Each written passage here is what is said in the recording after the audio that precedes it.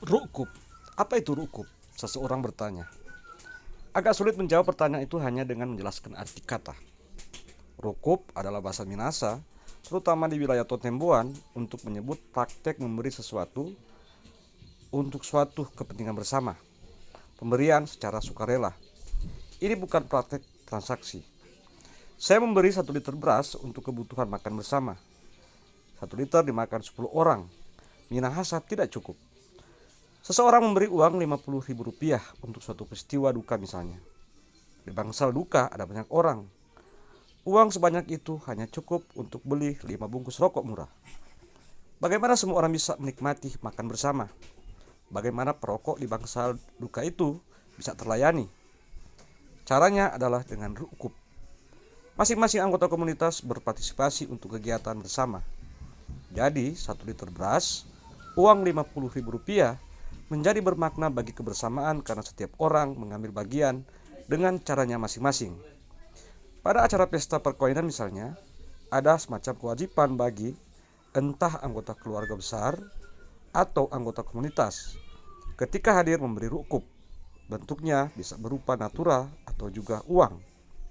Rukub hasil pemberian itu antara lain untuk kebutuhan makan bersama. Ini tidak sama dengan seseorang yang makan di rumah makan lalu membayar makanannya sesuai harga yang ditetapkan. Pada praktek rukub ini ada nilai tamber, memberi sesuatu dengan sukarela. Ada pula nilai matombol-tombolan, saling menopang. Kesemuanya itu menjadi nilai dan praktek mapalus. Inilah nilai-nilai etis yang mewujud dalam tindakan-tindakan praksis saling membantu. Kebiasaan pesta di kalangan orang-orang Minahasa sejak dahulu butuh biaya besar. Tidaklah mungkin seorang atau sebuah keluarga pun kaya raya dapat menanggung pesta untuk satu komunitas. Secara material mungkin bisa, tapi secara kerelaan, tunggu dulu. Bukankah semakin kaya seseorang, justru semakin pelit? Sementara biaya makan bersama itu besar. Rukub jadi solusi untuk hal itu. Masing-masing orang mengambil bagian dalam merayakan kehidupan bersama. Biaya perayaan ditanggung bersama. Bagaimana praktik ini bisa terjadi? Semua bermula dari apa yang dipikir oleh leluhur tentang individu dan komunitasnya. Dalam kosmologi Minahasa, Tou adalah bagian dari sejarah perkauman sebagai generasi dari leluhur masa lampau atau yang disebut Apo atau Opo. Tou terintegrasi dengan semesta. Apo Opo adalah pengasal kehidupan komunitas. Tou bagian dari keluarga atau Au yang membentuk dan terintegrasi dengan Wanua atau komunitas sosial. Apo atau Opo, Tou, Au, dan Wanua pertama-tama terhubung secara sakral. Namun pada saat yang sama semuanya terintegrasi secara sosial. Keduanya tidak terpisahkan dan terbagi-bagi.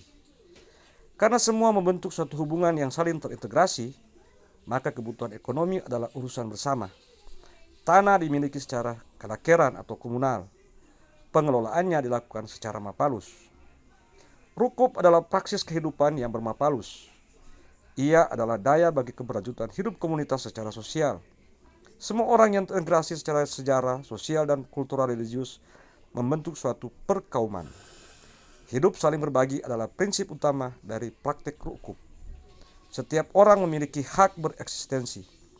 Haknya itu tidak ditentukan oleh status sosial yang dimiliki, tetapi partisipasi.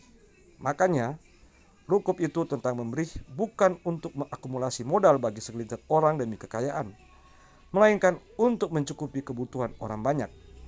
Di dalam orang banyak itu ada aku, saya, nyaku, beta, dia, dan Anda.